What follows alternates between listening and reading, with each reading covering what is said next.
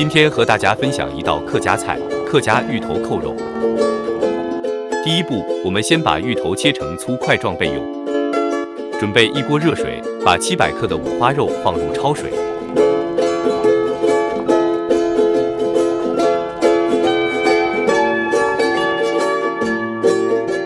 10分钟后，把五花肉捞起，再浸泡冰水。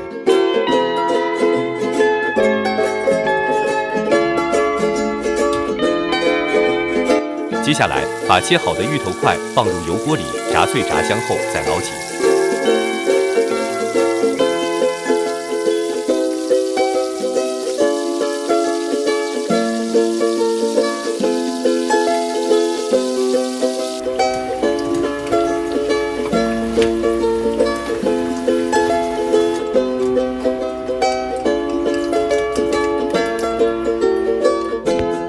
下一步，把五花肉也放下去，炸至金黄酥脆，捞起。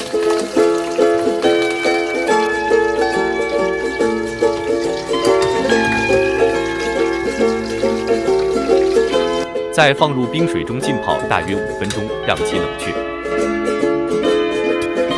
现在把五花肉切成粗细相等的宽度。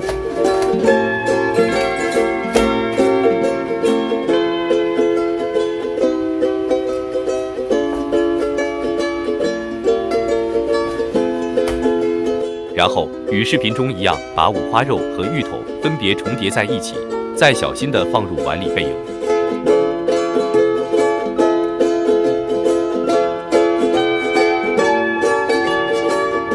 锅中放入底油，分别把小葱头末、蒜末和蚝油放下去爆香。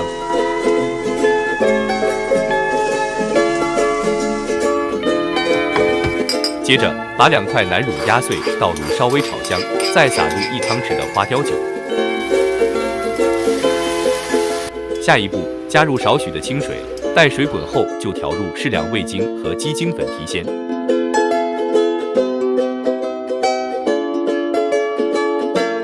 现在把煮好的南乳汁倒入碗中，准备拿去蒸。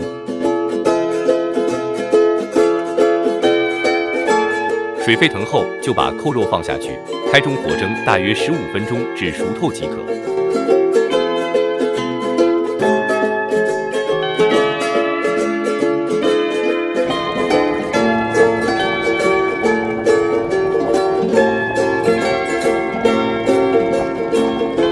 一道美味的客家菜肴——客家芋头扣肉就完成了。